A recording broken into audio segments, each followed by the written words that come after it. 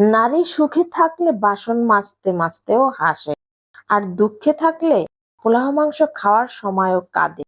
মা বোনেরা ঠিক বুঝতে পারবে আমার কথাটা। আসসালামু আলাইকুম, কেমন আছেন সবাই?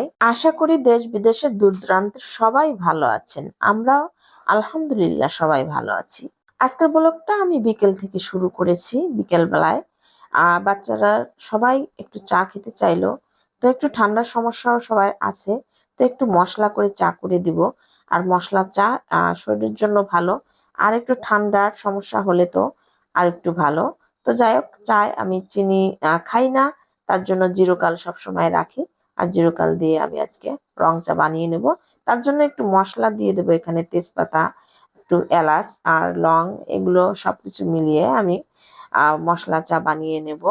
আর মশলা চার মধ্যে স্বাস্থ্যের জন্য যতটা ভালো গুণাগুণ আছে, আর অনেকে হয়তো সেটা পছন্দ করে না। আর আমি তো রং চা সত্যি বলতে কি আমি নিজেও পছন্দ করি না, ওই অসুস্থ হলে খাই আর কি, যা হোক।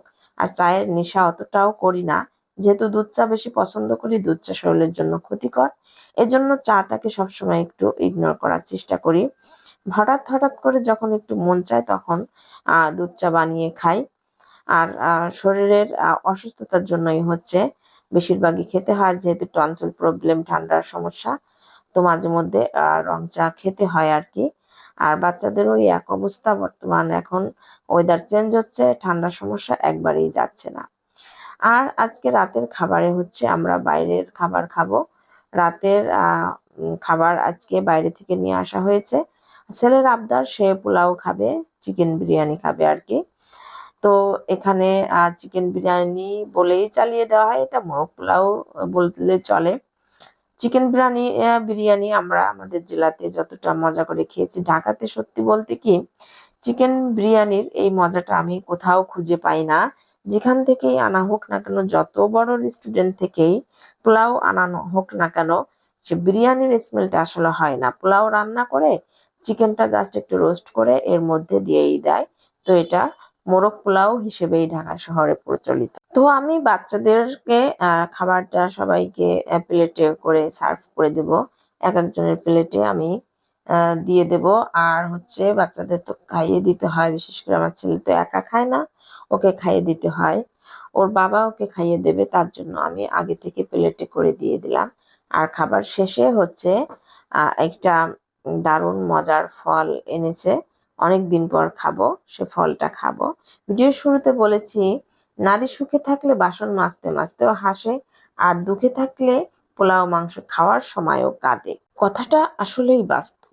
কারণ ভিডিও স্ক্রল করতে করতে হঠাৎ করে লেখাটা আমার সামনে আসলো, তাই আমার ভিডিওর মাঝে আমি কথাটা শুরুতেও মাঝেও দুই জায়গায় আমি বললাম যে নারীর সুখ এমন একটা জিনিস, তারা যখন সুখে থাকে তখন যত ভালো ভালো বা খাবার পাক না কেন, কষ্টে থাকলে তখন চোখে পানি এমনিতেই চলে আসে।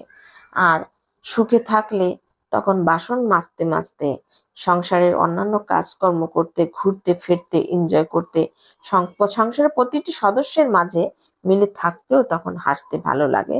এটাই বাস্তব। নারীর জীবনে সুখটা হচ্ছে প্রধান জিনিস। কারণ একজন নারী বাবা মা ছেড়ে শ্বশুর বাড়িতে আসে, আর সবকিছু ছেড়ে দিয়ে এসে যখন একটু সুখ খুঁজে পায়, তার কাছে স্বর্গের সুখ মনে হয়।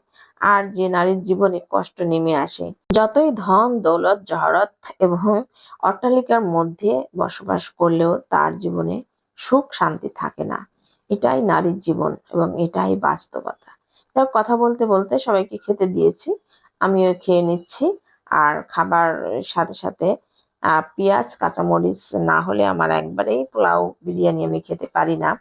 শসাটা একটু বেশি খেতে হয়। তারপর এই যে আমার পছন্দের একটা ফল বাজারে পেয়েছে, আপনাদের ভাইয়া নিয়ে আসছে। দেশি যে কোনো ফল যখন সে পায় আমার জন্য নিয়ে আসে, এটা হচ্ছে আতা ফল। যাই হোক, খাবার শেষে ফল একটা ফল ভেঙে খাবো। আর যদিও এতটা পাকেনি আর কি, একটু কাঁচা ভাব রয়েছে, তারপরেও আমি এটা ভেঙে একটু খাবো, যেহেতু কষ্ট করে আনছে আর কি। তারপরে আমার যে কোনো ফল খেতে খুবই ভালো লাগে। আর দেশীয় ফল তো আরো বেশি মজার। ঢাকা শহরের থেকে আসলে পারফেক্ট ফলটা খাওয়া যায় না। যে সমস্ত ফল বিক্রেতারা বিক্রি করে সেগুলা একটুও ভালো হয়